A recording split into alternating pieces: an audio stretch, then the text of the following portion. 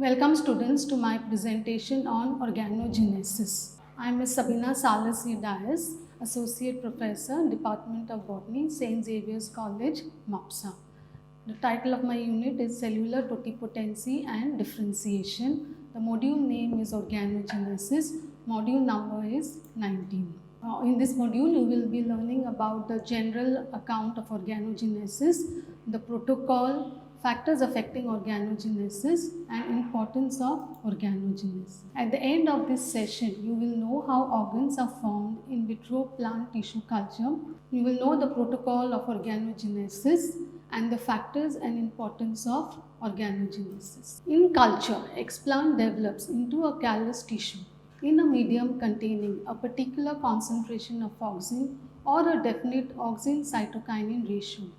Such a medium is known as callus-inducing or initiation medium.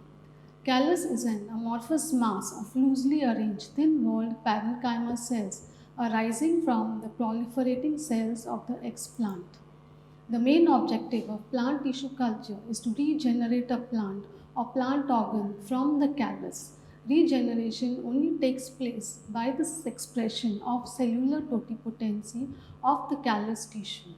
Scattered areas of actively dividing cells, meristematic centers, develop as a result of differentiation, and their further activity results in the production of root and shoot primordia. What is organogenesis? Organogenesis means development of adventitious organs or primordia from undifferentiated cell mass in plant tissue culture by the process of differentiation. It is the production of adventitious roots and shoots from cells of plant tissue cultured in the medium. Collagenesis is a type of organogenesis wherein only adventitious shoot bud initiation takes place. Rhizogenesis is also a type of organogenesis wherein only adventitious root formation takes place. Meristemoid. It is a localized group of meristematic cells that arise in callus tissue and may give rise to shoots and or roots. In some cultured tissues, an error occurs in development programming for organogenesis and an anomalous structure is formed. These are known as organoids. They contain dermal, vascular, and ground tissues. These organoids differ from true organ in that they are formed directly from periphery of callus and not from organized meristemoid. General account of organogenesis. In vitro organogenesis in the callus tissue can be induced in suitable medium or sequence of media that promote proliferation of shoot or root or both. Cells or groups of cells may form small nest of tissue scattered throughout the callus tissue called meristemoids. They get transformed into cyclic nodules from which shoot bud or root primordia may differentiate. Initiation of shoot buds may precede rhizogenesis or vice versa, or induced shoot bud may grow as rootless shoots. In some, rooting occurs more often. If roots are first formed, it is very difficult to induce shoot bud formation from the same callus. But if the shoots are first formed, it may form roots later or remain rootless unless transferred to another media that induce root formation. In some, shoot and root formation may occur simultaneously, and the organic connection between two different organ primordia may or may not be established. Organic connection between shoot and root primordia is essential for regeneration of complete plantlet from the same culture. Shoot formation followed by rooting is the general characteristic of organogenesis. During shoot bud formation, the callus tissue generally develops green or pale green pigmentation. The callus tissue may remain unchanged in color during rhizogenesis or may develop yellow pigmentation. The callus tissue shows high potential for organogenesis when first initiated, but decline sets in as subculture proceeds with loss of organogenic response. Loss of potential for organogenesis may be due to genetic or physiological change induced by either prolonged cultural conditions or the composition of the culture media. Genetic effects in callus tissue. Changes of chromosome structure or number, such as aneuploidy, polyploidy, chromosome rearrangements, etc., have been seen in callus tissue. This may lead to loss of totipotency of the cells. During prolonged culture, the totipotent cells of the callus tissue are gradually replaced by non-totipotent cells. Shoot bud formation takes place from diploid cells of the callus tissue. Eventually, at a later stage, the cells become mixoploid due to the alteration of chromosome number. Effect of phytohormones. High concentration of cytokinin induces shoot bud initiation, whereas high level of auxins favors rooting. To obtain organogenesis, different combinations and concentration of hormones are supplemented in the culture medium. Addition of arginine in the culture medium also induces shoot bud in the callus culture. Addition of abscisic acid in place of cytokinin also induces shoot bud formation in root tuber tissue of sweet potato and stem tuber tissue of potato. Protocol for organogenesis. 3 to 4 feet tall tobacco plants are selected. The internode segments of tobacco stem is taken. It is washed with detergents such as Stipol or Twin 80. It is treated with antiseptics such as Savlon.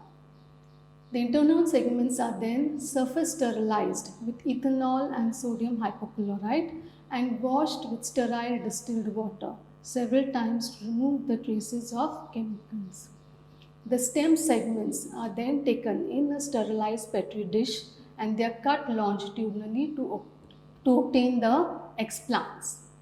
These explants are inoculated for callus induction in solid media, that is MS medium with 2 mg per liter IAA and 0.2 mg per liter kinetin. These cultures are then incubated at 25 degrees Celsius at 2000 lux 16 hours photo period. The callus which is obtained is white or yellow in color and is then subcultured, that is transferred to a fresh medium. The callus inoculated in shoot induction medium, that is high cytokinin, low auxin ratio with MS 0.02 mg IA and 1 mg per liter kinetin and incubated. Shoots transferred to root induction medium with high auxin and low cytokinin ratio. The plantlets are then transferred to sterile soil and acclimatized. These plantlets are removed from the culture medium. They are washed with water and transferred to sterile soil for acclimatization, which is normally done in the greenhouse, where it is put in the pot and first covered with polythene bag. After a few days, holes are made in the polythene bag and slowly the plants are hardened. This is a picture showing the regeneration of plantlets. You have the stalk plant, then you have the explant which is taken, the callus, the shoot initiation, the regenerated plant. These are the pictures of germinating seeds of Brassica juncea, and this is the callus obtained from hypocotyle segments of Brassica juncea. This is a shoot initiation from nodal explant of Epiprimum aureum. Factors influencing organogenesis. Type of explant. Leaves have more capacity to regenerate shoot buds. Size of explant. Large explants with parenchyma, cambium tissue have greater regenerative ability than small size of the explant. Age of explant. Leaf explants from vegetative phase prior to flowering produces adventitious shoot buds in Nicotiana species. Seasonal variation. Bulb scales of Lilium speciosum regenerates bulblets when explant is taken in spring and autumn, but not from summer or winter season. Oxygen gradient required only for rooting, not for shoot bud formation. Quality and intensity of light. Blue light promotes shoot formation. Red light promotes rooting. Temperature, the optimum temperature is 25 degrees plus or minus 2 for most of the plant species. Culture medium, solid MS medium with growth hormones is normally taken. The plant growth hormones used are cytokinins and auxins. The pH of the medium is 5.6 to 5.8. The ploidy level, variation is seen in chromosome number, that is aneuploidy, polyploidy, etc. of plant cell in culture. Age of culture, young culture produces organs and organogenetic potential may decrease and ultimately disappear in old culture. Coming to the importance of organogenesis, it is used for regeneration of plants, that is mostly crop plants, medicinal plants, horticulture and timber yielding plants.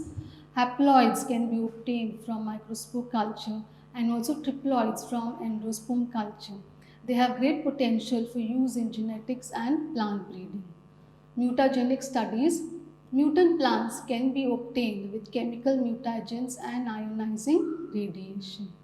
Production of aneuploid plants with phenotypic variation, disease resistant, etc. have also been obtained.